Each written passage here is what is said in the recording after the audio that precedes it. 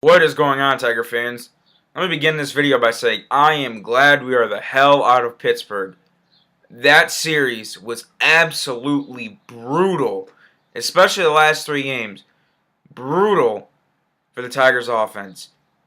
It it was just watching them try to score, how many runners they're leaving on base, how good Pittsburgh's bullpen is, how good their pitching staff is. I was amazed. There is no way in hell this year the Pirates lose that chokeway lead again like they did the last 2 years. They lose more than 81 games like they have the last 2 years. Because the last 2 years, they were way above 500, especially at the All-Star break. Last year, they were 15 games above 500 at one point. And then they choked it away.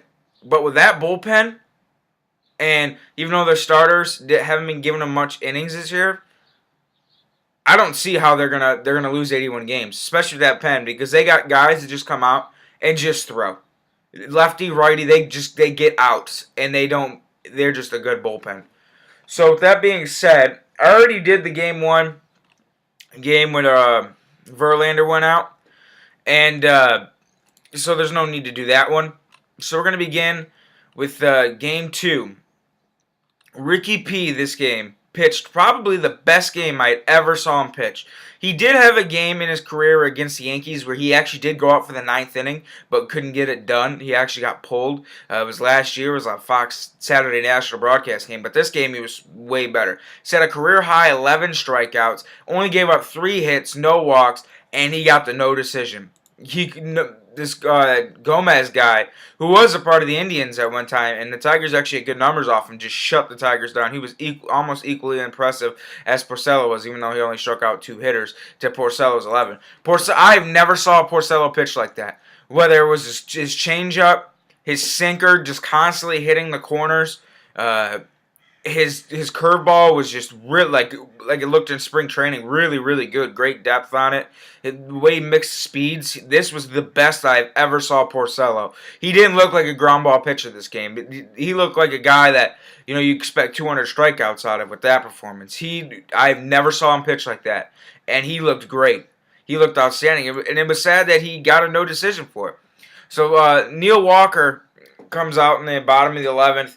And Jose Ortega already had pitched an inning, and Ortega looked good the whole game, or the 2 innings he pitched. But what are you going to do about it? He gave up 1 bad pitch in the 2 innings he pitched, and that was it. Jason Gurley comes out, gets his 21st save of the year, and I can see why that dude's he hasn't blown a save yet this year. He comes out, strikes out the side, Hunter, Cabrera, Fielder down on strikes, all 3 of them, and it just amazes me how Gurley is now. Because when he was on the Tigers, he was awful. He was a go-for-ball machine. He could not pitch for shit. Now that dude's fastball's up in the mid-90s. Great wipeout slider. I didn't even know he threw something that good. Because when he was on the Tigers, he was awful. He was really awful. And then he got traded to the Rockies because of his comments on the Tigers clubhouse and Jim Leyland. But, wow. So game 3 was the first game at PNC Park because this was a home-and-home series. A.J. Burnett went up against Anibal Sanchez. And Anibal was pitching a pretty good game. The Tigers starters this series, man, had racked up a lot of strikeouts. Verlander, I think, had 13. Porcello had 11. Dougie Fresh, I think, had 12 or 11. Sanchez gave up 5 earned runs. He was pitching a great game. It was 3-1 in the going into the 7th inning, and all of a sudden, Anibal had just an unravel inning in the 7th inning because it looked like Sanchez was going to go 8 innings, give up 1 run, strike out maybe 10 or 11. I mean, he was on pace. He was pitching a gem, and all of a sudden, bottom of the 7th, kind of a really hard infield play. I forget who screwed it up. Couple of little singles, bloop singles. That's typically how those rallies start out. And then just 1 big hit. It was a double. I forget who hit it. But it was a double, cleared the bases, and that was it. 4 spot. Tigers offense can do anything against the Pirates bullpen. Like I said, once again, they just shut down. When they had a lead, it didn't matter the lead. It was just done, over with. And that was it. Sanchez looked like he was pitching a gem. He had a gem going. But it got spoiled in the bottom of the 7th. What could you do about it? Just had a late rally. This Pirates team, man, they don't give away at bats. I noticed that too. They don't give away at bats. Whether they were down 3-1, or 1-0. They do not give away at bats. They just chip away. They're a hard team to keep down. I can see why they got one of the best records in baseball, man. This Pirates team isn't like the Pirates team I've ever saw before. Whether it's their young youth, you got Marte and McCutcheon, you know, or their pitching staff. It's wow. I like this team. Like, I don't think they're like a World Series contender, but I definitely think if they play like this, they could definitely be a wild card team for sure out of the NL. No doubt about it. They could be last year's Baltimore Orioles.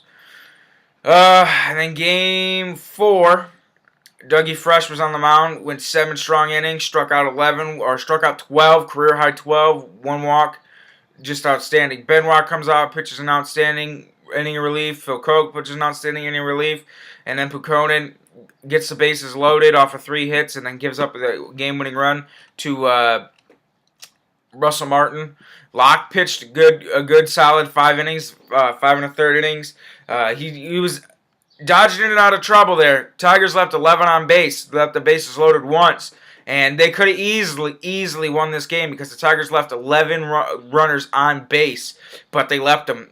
I mean, it didn't matter what part of the lineup, too, that the runners were on. Even Miggy was up with runners in scoring position a couple times, and he couldn't get it done. I mean, the Pirates, they dodged out of danger the entire game, and they still got it done. The Tigers' offense only scored in their last 29 innings. This is how good the Pirates' staff was against the Tigers. In their last 29 innings, the Tigers only scored 1 run.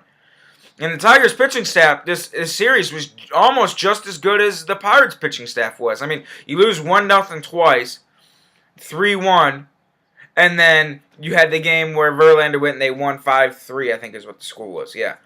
So the Tigers' staff was equally as good as the Pirates'. They broke first over the Pirates staff. That's all you can say. But I'm really glad that we're out of PNC. I love playing there. I love their park. And like I said, I'm giving them a lot of credit right now. They are a good-looking squad. But I'm glad we're going out of there. I could not wait for the series to be over. We need to score some runs. And heading out to Camden Yards is the perfect place to do it. The Orioles are proving me wrong this year. You know, Chris Davis proving me wrong. I thought he was a fluke last year. Dudes are just still crushing it.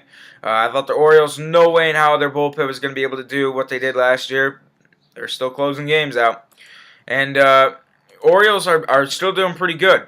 They're sitting at 30-24, so 6 games over 500. I mean, that's pretty good. I mean, they're not where I thought they would be, that's for sure.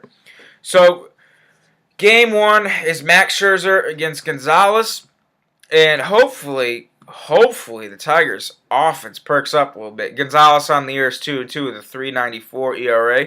So pretty respectable record. And then JV in game 2 is going up against Jason Hamill. Hamill this year has not been good. His ERA is nearly 5, but he is 7-2, which proves my point even more that wins for a pitcher is garbage. Because you get 2 starts like Fister and Porcello don't get a no decision, but you never know that, you know. But you get a guy like Hamill who's got a 5 ERA and he's 7-2. You know, he proves my point more that wins are a garbage stat. And then game 3, Ricky P closes out the series against Kevin Gusman, I think his name is. Guzman, I'm not sure. But on the year, he's 0-2 with 11 ERA. His last start out was not good. He only went 4 innings, gave up 7 earned runs. So let's hope the Tigers' bats perk up a little bit because they're going to a park that does yield a bunch of runs, yields about a bunch of homers. Last time we were here, I remember we made Jim Johnson blow a save. It was a great game. It was a national broadcast game, and Jim Johnson blew a save, but Benoit blew the save twice. I remember Quentin Berry got like 2 big go-ahead RBIs that game, and they just couldn't get the job done. And yeah, Valverde blew a save, and so did Benoit that game. It was a weird game, but man, hopefully the bats perk up because, oh my God, it was abysmal. It was brutal watching the Tigers trying to score the series, and I'm just glad we're going. Hopefully the bats perk up. Hopefully Prince Fielder perks up because he's been awful. He's been chasing so many. He's easily going to eclipse the 80 strikeouts he had last year. He's already got at 50. Some of the pitches he's been chasing, his plate discipline has been piss poor. I don't know if he's not seeing the ball well, he's not comfortable at the plate, because I did notice last night he did take off his batting gloves, and a lot of times hitters do that when they're in a bad streak because like they feel the bat better or whatever. I don't know if that makes sense, but that's what I heard. That's why some of them do that, because I remember when Evan Longoria in 2010, he was going through a slump, and he did that for a little while when we played them. I remember that. But That's all I really got for you guys today. There's nothing really to complain about. I think we're half game up on the Indians, so still in first. Can't complain about that. Just ran into a good team at the wrong time. That's all I can say. So that's all I got for you guys today. Go Tigers.